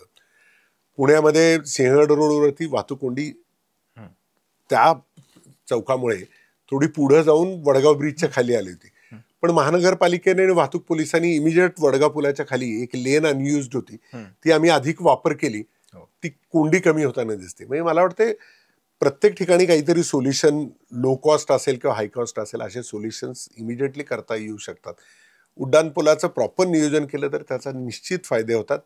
त्यामुळे ते योग्य नाही असं नाहीये, त्याचे फायदे होतात. फक्त अभ्यास योग्य पाहिजे आणि झाल्यानंतर इम्प्लिमेंटेशन आमच्याकडून योग्य पद्धतीनं जर झालं तर त्याचे फायदे दिसतात. अशा उपाययोजना हाती घेत असताना जे काही संबंधित घटक आहेत, सर्व घटक, त्या सगळ्यांशी चर्चा करून विश्वासात घेऊन किंवा त्यांच्याकडनं एका अर्थाने एक आराखडा तयार करून घेऊन असं घडतं का हो खरोखर? कारण आता म्हणजे आता जर उड्डाणपूल म्हणजे महापालिकेकडे पैसा आहे, अमुक एका भागातल्या लोकांची गरज आहे की मागणी आहे, आणि मग तिथे खरोखर उड्डाणपुलाची आवश्यकता आहे की ग्रेड सेपरेटरची आवश्यकता आहे, मग वाहतूक पोलीस शाखा असू द्यात किंवा आणखीन ज्या संबंधित यंत्रणा आहेत, घटक आहेत, वाहतूक तज्ज्ञ असू द्यात, त्यांचा विचारात घेतला जातो. एक हे असं क्षेत्र आहे ना ट्रॅफिक इंजिनिअरिंगचं, जे पूर्वी दुर्लक्षित असं क्षेत्र होतं. ट्रॅफिक इंजिनिअरिंग गरजेचं आहे असं वाटत नव्हतं, पण अलीकडं शासन हे गंभीरतेने घेताना दिसते. म्हणजे आता कुठलाही जर प्रोजेक्ट करायचा असेल तर तुम्हाला व्हेकल काउंट असणं गरजेचं आहे. तुम्हाला फ्युचर प्रेडिक्टिव्ह व्हेकल काउंट्स हे सुद्धा बघणं गरजेचं आहे. जे काही पूल होतात त्याचं इंजिनिअरिंग योग्य पद्धतीने केलंय का, त्याच्यामध्ये काही लॅक्युनाज नाही आहेत ना, याची सुद्धा तपासणी केली जाते. कन्सल्टंट असेल किंवा महानगरपालिकेचे जी ट्रॅफिक ब्रँच आहेत त्याच्यामध्ये तज्ज्ञांची आता नेमणूक केलेली आहे, आणि या तज्ज्ञांच्या माध्यमातूनच हे पूल इथून पुढे किंवा अलीकडच्या काळात होताना दिसतात. निश्चित पूर्वी काही चुका झालेल्या आहेत, परंतु त्याच्यामधून आम्ही आणि शासन आम्ही शिकलोय, आणि भविष्यामध्ये वाहतूक अभियांत्रिकी असेल किंवा ट्रान्सपोर्ट आणि ट्रॅफिक प्लॅनर्स असतील, तर यांचा वापर करूनच पुढे जे मेगा प्रोजेक्ट्स म्हणतात ते केले जात आहेत. मला वाटते भविष्यामध्ये अशा चुका होताना दिसणार नाहीत. निश्चित सुधारणा होईल. एक वाहतूक शाखामधून सुद्धा आम्ही त्याच्यामध्ये एक प्लॅनिंग स्टेजलाच आता सहभाग घेतोय. प्लॅनिंग स्टेजपासून आमचे इनपुट्स मिळतात. कारण बघा, रस्ते तयार करणं एक आहे आणि त्याच्यावरती वाहतूक कशी चालती, ट्रॅफिक कशी चालती हे सुद्धा बघणं गरजेचं आहे. सिम्युलेशनच्या माध्यमातून आता महानगरपालिका ते सुद्धा करते. भविष्यामध्ये हे सायंटिफिक बेसनच केलं जाईल, हे मला याच्याबद्दल खात्री आहे. आणखी एक भाग असा आहे की शहरं ही विस्तारत असतात. केवळ म्हणजे असा आडवा नाही तर उभा पण विस्तार होत असतो आणि मोठमोठ्या टाउनशिप उभ्या राहतात, मोठमोठ्या इंडस्ट्रीयल ज्या डेव्हलपमेंट होत असतात. आपल्याकडे घडतं असं आहे की ते टाउनशिप आधी होते, ती आकाराला येऊ लागते आणि नंतर मग तिथे उड्डाणपूल होतो. अगदी म्हणजे काय की मग तुम्ही तुमच्या तिकडे ते मगरपट्ट्याचं उदाहरण घ्या, इकडे नांदेड सिटीचं उदाहरण घ्या, आणखी तिकडे Hinjewadi Rajiv Gandhi Infotech park IT पार्कचं उदाहरण घ्या. आणि मग ज्यावेळेस गाळाशी येतं आणि मग आपण तिथे उड्डाणपूल किंवा रस्ता रुंदीकरण असं आधी का नाही घडत की बाबा त्या प्रकल्पाला मान्यता देण्याआधीच. म्हणजे आता हा तुमच्या हातातला विषय नाही, मला माहित आहे की हा समजा आता महापालिकेने अमुक किंवा अर्बन डेव्हलपमेंट विभागाने एका मोठ्या 700 एकराच्या टाउनशिपला मान्यता दिली, तुम्ही तिथे पोहोचणार कशात बा, याचा विचार नाही का? हे विचार करताना आणखीन एक दोन कन्सेप्टचा मला वाटतं एकत्रित आपण बोलूया. बरं. काय होतंय की मी जसं सांगितलं ना, 330% पुणे वाढलेलं आहे. याला अर्बन स्प्रॉल्स म्हणतो की खूप मोठ्या प्रमाणात पुणे वाढतंय. हे वाढत असताना 13.5 स्क्वेअर किलोमीटर दरवर्षी नवीन एरिया पुण्यामध्ये वाढतोय. आपल्याकडे एवढे रिसोर्सेस नाहीयेत की त्या सर्व रिसोर्सेसला इमिजिएटली आपल्याला सोल्युशन देता येईल. त्याच्यामुळे थोडा तो जो गॅप आहे तो राहतो. कारण तेवढा आपण इकॉनॉमिकली वेल नाहीये की एवढ्या अर्बन स्प्रॉलला आपण पुरू शकतो आणि जगातली कुठलीच महानगरपालिका याला पुरू शकत नाही. त्याच्यामुळे आता नव्याने जी येते की TOD म्हणजे ट्रान्झिट ओरिएंटेड डेव्हलपमेंट, अनेक नागरिकांना त्याच्याबद्दल बऱ्याचशा संभ्रम आहे की त्यांना असं वाटतं की 6 FSI का असावा, 5 FSI का असावा. तर बघा, शहरं जशी वाढत जातात तसं आपण पब्लिक ट्रान्सपोर्टने त्याचा पाठलाग नाही करू शकत. एक मुंबई एक असं वेगळं शहर आहे की ज्या शहरामध्ये पब्लिक ट्रान्सपोर्ट लाईनला लोकवस्ती वाढत गेली. म्हणजे लोकल लाईन जिथं जाईल अंबरनाथ पर्यंत किंवा तिकडे वसई विरार आणि पुढे पर्यंत लोकलच्या प्रमाणे लोकांनी घरं घेतली आणि त्या ठिकाणी विकास होत गेला. पुण्यामध्ये मात्र पहिलं लोक गेले आणि मग त्याच्या मागे पब्लिक ट्रान्सपोर्ट त्याचा पाठलाग करण्याचा प्रयत्न करते, कारण आपण एक रेडियल शहर आहे. सो TOD मध्ये काय आहे की हे अर्बन स्प्रॉल्समध्ये जेवढं तुम्ही वाढाल ना, तेव्हा पर पर्सन जो ट्रॅव्हलिंग डिस्टन्स असतो, जो पुण्यामध्ये साधारण 10.5 ते 11% ॲव्हरेज ट्रॅव्हलिंग डिस्टन्स प्रत्येक माणसाचा आहे, जो जगाच्या नॉर्म्समध्ये खूप जास्ती आहे ॲव्हरेज आपण केलं तर. त्याचं कारण आहे अर्बन स्प्रॉल. म्हणजे इथं घर मिळत नाहीये तर मग मी वाघोलीला घेतो, वाघोलीचं परवडत नाही मग मी लोणीकनला घेईन, लोणीकनमध्ये परवडत नाही मग मी शिरूरला जाऊन येऊन करेन. याच्यामुळे लोकांचा प्रवास वाढतो आणि मग रस्त्यावरती जे लोकांचा प्रवास वाढल्यामुळे गर्दी वाढताना दिसते.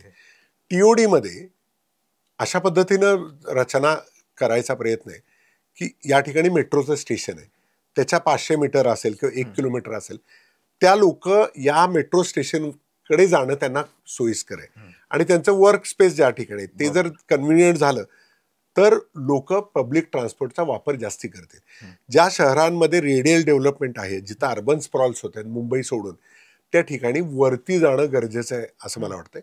आणि TODच्या माध्यमातून जो FSI वाढवतोय आपण, त्या FSI मध्ये अपेक्षा हीच आहे आणि असं जगभराची उदाहरणं आहेत की पब्लिक ट्रान्सपोर्टवरती लोकांचं अवलंबून राहण्याचं प्रमाण हळूहळू वाढत जातं.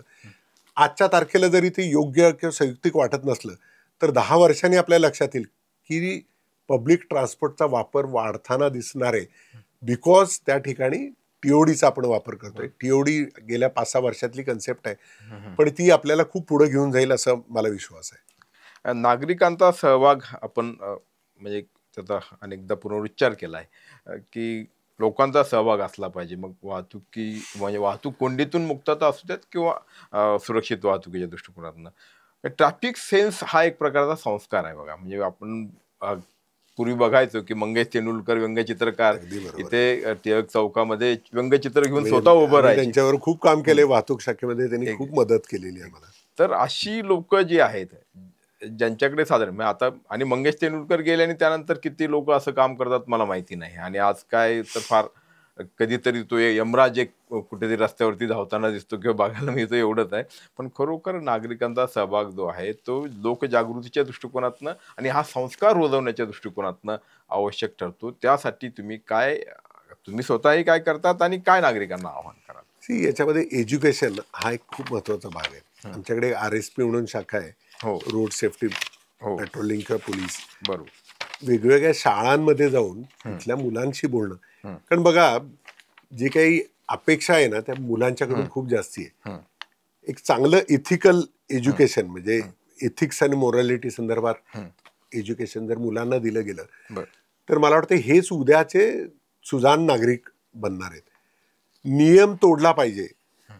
नियम तोडणं हा फक्त नियम आणि दंडापुरता मर्यादित नाहीये, तो इथिकली मला पटत नाहीये. हे ज्या वेळेला आपण रुजवू लोकांच्या मनामध्ये किंवा मुलांच्या मनामध्ये, त्यावेळेला खऱ्या अर्थानं सुधारणा होताना दिसेल. म्हणजे मी नियम तोडून पटकन पोचतो याच्यामध्ये गर्व करण्यासारखं काही नाहीये. मी नियम पाळतो याच्यामध्ये गर्व करण्यासारखं आहे. मी माझ्यामुळे दुसऱ्याला कुणाला इजा पोचवणार नाही, मी दुसऱ्यांची काळजी जास्ती घेईन, याच्यामध्ये मला समाधान आहे. तर रस्ते सुरक्षित होतील. मला वाटतंय शाळा असतील, कॉलेजेस असतील किंवा एज्युकेशन प्रणाली असेल, याच्यामध्ये इथिक्स अँड मोरॅलिटी संदर्भातल्या एज्युकेशनची खूप आणि नितांत गरज आहे असं मला वाटतंय. वाहतूक शाखा त्यांचं काम करतच आहे.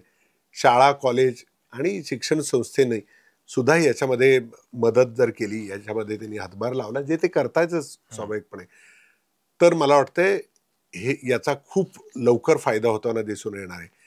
आम्ही विविध शाळांमध्ये जाऊन वाहतूक पोलिसांच्याकडून प्रबोधन करतोच आहे, परंतु हे फक्त पोलिसांपुरतं मर्यादित किंवा वाहतूक पोलिसांपुरते मर्यादित न राहता ती एक मुवमेंट ज्या वेळेला होईल ना त्यावेळेला आपले रस्ते सुरक्षित होतील. आणि आपल्याकडे बघा, तुम्ही मुंबईमध्ये जाताना बघा, मुंबईमध्ये कुणी जर लेन तोडत असेल ना तर वाहतूक पोलीस सांगण्याआधीच नागरिक म्हणतात, अरे तू काय करतोस. तर हे ज्या वेळेला सुरू होईल त्यावेळेला मला वाटतं खूप बदल होताना दिसतील. नागरिकांना प्रमोट करण्यासाठी आम्ही एक PTP ॲप म्हणून एक केलेलं आहे. या PTP ॲपमध्ये आम्ही नागरिकांनी पाठवलेल्या फोटोवरती दंड सुद्धा करतो. म्हणजे जवळजवळ 75% जेवढे पाठवलेले त्यांनी व्हायोलेशन्स आहेत त्यात आम्ही त्याचे चलान्स जनरेट केलेले आहेत. आणि ही आकडेवारी छोटी नाहीये. जवळजवळ गेल्या 3 महिन्यामध्ये साधारण 65,000 लोकांवरती असे चलान्स दिलेले आहेत. नागरिकांचा सहभाग याच्यामध्ये वाढवण्याचा हा एक पार्ट आहे. आणि मग हे नागरिक जर स्वतः टाकत असेल दुसऱ्याबद्दल तर ते स्वतः सुद्धा नियम पाळतात. मला वाटतं ही एक मुवमेंट करण्यासाठी आणखीन प्रयत्न करण्याची गरज आहे. सर्वजणांनी एकत्र येऊया. पुणे जसं सुंदर चांगलं शहर आहे तसं ते सुरक्षित करण्यासाठी आपल्या सगळ्यांची खूप आम्हाला गरज आहे. आपण सगळेजण एक पाऊल पुढे टाकलं तर आम्ही निश्चितच तुमच्यापेक्षा 10 पावलं पुढे राहू. आपण सगळ्यांनी मिळून या समस्येवरती मात करू. नाही, नागरिकांकडनं अपेक्षा व्यक्त करत असताना किंवा सगळं निश्चितपणे घडायला पाहिजे, पण काही नागरिकांच्या मनातले पण प्रश्न असतात. म्हणजे उदाहरणार्थ की VIP मुवमेंट हा एक नेहमी डोकेदुखीचा विषय. म्हणजे की आणि पुण्यासारखं शहर तर इथे रोज कोणी ना कोणी, म्हणजे कधी मुख्यमंत्री, उपमुख्यमंत्री, कोणी मंत्री, कॅबिनेट मंत्री, हे सगळे सारखे यांचे ताफे येत असतात. आणि बऱ्याचदा आपण म्हणजे बहुतांश त्यांचा तापा येणार म्हटलं की वाहतूक, आधीच वाहतुकीची अशी बोंब, त्यात पिकावर, आणि मग कुठेतरी लोकांना अडवून ठेवायचं. आणि मग पण याला कुठेतरी ठीक आहे, काहीतरी उदाहरणं असतात. मग एखादा मंत्री किंवा एखादे वरिष्ठ नेते जे असतात ते म्हणतात की नाही वाहतूक, पण ते फक्त एका बातमीपुरतं असतं. हे प्रत्यक्षात येणं जे आहे, एक माहीत आहे की बाबा VIP मुवमेंट कारण ते VIP आहेत, त्यांच्या वेळेची किंमत असते, त्यांना कुठेतरी वेळेत पोहोचायचं असते, हे सगळं खरं आहे. सामान्य नागरिकाच्या पण वेळेची किंमत असते, याचं भान ठेवण्याची आवश्यकता. नाही, निश्चित आपण म्हणताय ते बरोबर आहे. पण आपल्याला मला सांगायचंय की आम्ही जर वाहतूक जास्ती थांबवली गेली ना तर आम्हाला त्यांच्याकडून सांगण्यात येतं की कृपया नागरिकांना त्रास देऊ नका. मुख्यमंत्री महोदय असतील, उपमुख्यमंत्री महोदय असतील आणि सर्व मंत्री महोदय विनाकारण नागरिकांना थांबवू नका असं वारंवार सांगतात. आम्ही आमच्या पोलिसांना याच्यासाठी नुकतंच काही दिवसापूर्वी प्रत्येक पॉइंटला जाऊन कसं नागरिकांना कमीत कमी वेळ थांबवता येईल याच्यासाठी प्रयत्न करतोय. आणि असं नाहीये की कुणी अपेक्षा करतं, उलट सांगता वाहतूक पोलिसांना आम्ही मिनिमम वेळ नागरिकांना थांबवून ट्रॅफिक कशी वेगानं काढता येईल याच्यासाठी प्रत्येक पोलिसाला प्रशिक्षित केलंय. पूर्वी जेवढं प्रमाण होतं ह्याच्यामध्ये खूप सुधारणा अलीकडं झालेली दिसते. आणि धोरण हेच आहे, मिनिमम डिस्कम्फर्ट. ॲम्ब्युलन्स आली तर भले आम्ही थांबून कॉन्वॉय त्यांना पास करून द्यावा असे मुख्यमंत्री महोदयांचे, उपमुख्यमंत्री महोदयांचे आदेश आहेत आणि त्याचं पालन आम्ही करतोय. नागरिक हा महत्त्वाचा आहे, त्यांना मिनिमम कसा त्रास होईल किंवा त्रास होणार नाही याच्यासाठी आम्ही सुद्धा प्रयत्नशील आहोत. सर, एक विषय प्रकर्षानं जाणवलेला आत्ताच्या म्हणजे दिल्लीतल्या बॉम्बस्फोटाच्या निमित्ताने, तो प्रकर्षाने याच्यासाठी की ते खूपच गंभीर होतं म्हणून, अन्यथा ह्या रोजच कुठे ना कुठे घडत असते की गुन्हेगारी कृत्यांसाठी, कारवायांसाठी वाहनांचा वापर. आणि तिथे पुन्हा म्हणजे आपण बघतो की, आणि योगायोगानं म्हणजे पुण्यात पण असं मला वाटतं झालं होतं एकदा, काहीतरी गाडी अडवली म्हणून मग ते सगळं मोठं एक रॅकेट उघडकीस आलं होतं सगळं, जे ज्याचं कनेक्शन दहशतवादाशी निघाले. त्या बाबतीत किती सतर्कता बाळगणं आवश्यक आहे आणि त्या दृष्टिकोनातनं प्रत्येकाची काय काय जबाबदारी आहे, रिस्पॉन्सिबिलिटी आहे? हा एक खूप गंभीर असा प्रश्न आहे आणि याच्यामध्ये पोलीस आणि गुप्तचर यंत्रणा आणि सर्व यंत्रणा काम करतातच. नागरिकांनी सुद्धा याच्यामध्ये खूप सहभाग घेऊ शकतात. म्हणजे कुठेही त्यांना काही संशयास्पद अशा पद्धतीच्या नागरिक दिसले, हालचाली दिसले तर त्यांनी पोलिसांशी संपर्क केला पाहिजे. कुणाला घर भाड्याने देत असताना तो कोण आहे, त्याचं बॅकग्राऊंड काय आहे याची तपासणी करणं गरजेचं आहे. वाहन विक्री करताना आपण कुणाला वाहन विक्री करतोय याच्याबद्दल सुद्धा नागरिक काळजी घेऊ शकतात. कुठेही त्यांना काही संशयास्पद असं वाटलं ना तर पोलिसांचा त्यांचा संपर्क चांगला असणं हे खूप गरजेचं आहे. याच्यासाठी पोलीस स्वतः प्रयत्नशील आहेत. मला वाटतं या समस्यांवरती मात करण्यासाठी आपल्या सुरक्षा यंत्रणा खूप सतर्क आहेत. आपण जर पूर्वीचं प्रमाण बघितलं आणि आत्ताचं प्रमाण बघितलं याच्यामध्ये प्रचंड मोठा फरक आहे. पण आम्ही अधिक जागरूक आहोत, अधिक प्रयत्नशील आहोत. आमच्या कॉम्प्लेसन्सी याच्यामध्ये नाही आहे किंवा आम्ही ठेवणारही नाही आहे. कारण सुरक्षेच्या दृष्टीनं हा सगळ्यात महत्त्वाचा, सतर्क राहणं हा सगळ्यात महत्त्वाचा प्रिन्सिपल आहे. आम्ही सतर्क आहोत. नागरिकांची याच्यामध्ये मदत झाली, ते आमचे डोळे कान झालेत तर त्याचा फायदा नक्कीच आम्हाला होईल. तर शेवटचा म्हणजे खरं तर हा प्रश्न नाही तर एक तुमच्याकडनं आवाहन, म्हणजे तुम्ही आता प्रत्येक प्रश्नाच्या उत्तराला ते बोलतच आलात, पण तरी देखील पुणे शहर ज्या गोष्टीमुळे खरोखर बदनाम झालंय, ह्या बदनामीचा डाग आपल्याला पुसायचा आहे. वाहतुकीच्या संदर्भात जो काही डाग आपल्यावरती पडलेला आहे, तर हा डाग पुसण्यासाठी म्हणून किंवा आपली प्रतिमा पुन्हा एकदा उजवण्यासाठी म्हणून काय करायला पाहिजे?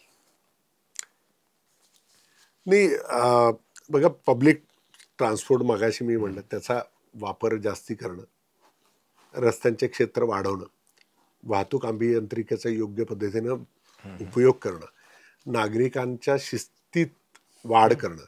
हे बघा, कुठेही असेल, काही चुकीमुळे रस्त्याची असेल किंवा इंजिनिअरिंगची असेल किंवा वाहतुकीचा लोडमुळे असेल, फायनल इग्निशन मिळतं ना ते कुठल्या तरी नियमभंगातून होतं. म्हणजे ज्याला आपण म्हणतो ना की राईट ऑफ वे, की right of way, my way is right of way, असं नाही आहे. तर राईट ऑफ वे मध्ये कुणाला प्राथमिकता आहे हे बघणं गरजेचं आहे. एखादा सिंगल रोड असेल ज्याला डिवायडर नाहीये आणि समोर वाहतूक थांबली की मी उजवीकडे आलं नाही पाहिजे, हा राईट ऑफ वे मध्ये येतो. मी एखाद्या टी जंक्शन मध्ये येतो तर आधी मुख्य रस्त्याच्या वाहनांना जाऊन दिलं पाहिजे, मग मी माझी गाडी पुढे घेतली पाहिजे, याच्यामध्ये येतो राईट ऑफ वे. एखाद्या चौकामध्ये मी आहे आणि या चौकामध्ये मला राईट टर्न घ्यायचा आहे, तर राईट टर्न घेत असताना माझ्या राईटला जो आहे, माझ्या उजवीकडे जो आहे त्याचा रस्त्यावरचा अधिकार पहिला आहे, हा राईट ऑफ वे आहे. पादचारी जर एखादा रस्ता क्रॉस करत असेल तर पादचाऱ्याचा राईट ऑफ वे हा वाहनापेक्षा जास्ती आहे, त्याचा राईट ऑफ वे आहे. एखादी NMT असेल, म्हणजे सायकल कोणी वापरत असेल तर त्याचा राईट ऑफ वे जास्ती आहे. या गोष्टीचं जर भान ठेवलं, राईट ऑफ वे, तर मला वाटते बऱ्याचशा समस्या कमी होताना दिसतील. पार्किंग करत असताना रस्त्याच्या मध्ये पार्क करणार, रस्त्याच्या मध्ये मी थांबणार, त्याच्याऐवजी मी सुरक्षित कडेला कुठेतरी गाडी प्रॉपर पार्क केली तर त्याच्यामुळे इतरांना त्रास होणार नाही. राईट ऑफ वे मध्ये मी जर डावीकडे उजवीकडे जर गाडी घेत असेल तर लेन सिस्टीममध्ये मी कुणालाही ब्रेक मारायला लावलं नाही पाहिजे. म्हणजे मी डावीकडे घेत असताना जर मागून येणारी गाडी ब्रेक दाबत असेल तर मी त्याचा राईट ऑफ वे तोडतोय, असा त्याचा अर्थ आहे. त्यामुळं रस्त्यावरती शिस्तीनं चालताना माझ्यासह इतरांचे राईट ऑफ वेचं मी कसं पालन करता येईल, हा छोटा जरी नियम सर्वांनी पाळला तरी मला वाटतं रस्त्यावरती होणारी वाहतूक कमी होईल, अपघाताचं प्रमाण कमी होईल आणि त्याच्यातून होणारे जे दुष्परिणाम आहेत हे कमी होताना दिसतील. पुणेकरांना माझी विनंती आहे, कृपया राईट ऑफ वे हा नियम रूल्स ऑफ रोड रेग्युलेशनमध्ये आहे, त्याचं आपण वाचन करावं आणि तेवढा जरी नियम मेजरली पाळला गेला आणि आपण शिस्तीनं गाडी चालवली, वेगात नाही चालवली, वाहनामध्ये चांगल्या चालवली, तर त्याच्यामुळे रस्ते सुरक्षित होतील. प्रत्येक नागरिकाचा खारीचा वाटा या वाहतूक समस्येमध्ये आहे, तो प्रत्येकाने नोंदवला तर पुणे खूप चांगलं असं शहर होईल. आणि आपण या शहरावरती प्रेम करतो, हे शहर चांगलं करण्यासाठी आपल्या प्रत्येकाची जबाबदारी, सगळ्यांनी ही जबाबदारी एकत्रित उचलूया असं मला वाटतं. आणि तुम्ही अतिशय केवळ हा प्रश्न तांत्रिक आहे असा गृहीत न धरता अतिशय हा मानसिक पातळीवरती काय घडणं आवश्यक आहे, सामाजिक पातळीवरती काय घडणं आहे आवश्यक आहे, या सगळ्या पैलूंचा विचार करून हा विषय सर समजावून सांगितला. खरं तर आपल्याला बोरिंग वाटेल, कारण अतिशय काय काय वाहतुकीचे नियम, काय त्याचं पालन, काय ते शिस्त वगैरे, पण खरोखर आपल्या पुण्याच्या दृष्टिकोनातनं किंवा कुठलंही महानगर असू द्यात, आपण सुज्ञ नागरिक जर असू तर निश्चितपणे या सगळ्या गोष्टींचा विचार करणं आवश्यक आहे. मनोज पाटील सरांनी अतिशय छानपणे हा सगळा विषय समजावून सांगितला. जसं आधी त्यांनी म्हटलं की पुणे हे पेन्शनर्स पॅराडाईज म्हटलं जातं, पण आत्ताची वस्तुस्थिती आहे की म्हटलं जात होतं पुणे हे लिव्हेबल शहर आहे असं म्हटलं जात होतं, पुणे हे लव्हेबल शहर आहे असं म्हटलं जात होतं. आज दुर्दैवाने परिस्थिती तशी नाही आहे, पण पुढे काही घडणारच नाही आहे का, तर निश्चितपणे तसंही नाही आहे. आपण सगळ्यांनी आपली जबाबदारी जर चांगल्या पद्धतीने पार पाडली, संवेदनशीलतेने या विषयाकडे, या प्रश्नाकडे पाहिलं, तर वाहतुकीच्या प्रश्नातून आपली मुक्तता होईल आणि पुन्हा एकदा पुणे हे लिव्हेबल आणि लव्हेबल शहर बनेल याची मला आज खात्री आहे. पाटील सर, आपण आमच्या स्टुडिओमध्ये आलात आणि इतका वेळ आमच्यासाठी आणि या पुणेकर नागरिकांसाठी आणि एकूणच सगळ्या वाहतुकीशी संबंधित घटकांसाठी दिला, त्याबद्दल आपले मनपूर्वक आभार. थँक्यू. तुमची car, electric panel, data server आगीपासून सुरक्षित आहे का? नाही? मग आजच बसवा F protect temperature activated fire suppression device. यामध्ये आहे eco friendly non toxic pressurised liquid, जे आग लागल्यास क्षणार्धात ऍक्टिव्हेट होऊन आगीवरती मिळवते नियंत्रण. बसवण्यास अतिशय सोपे आणि सुटसुटीत टेकालिपचे एक दर्जेदार उत्पादन एफ प्रोटेक्ट.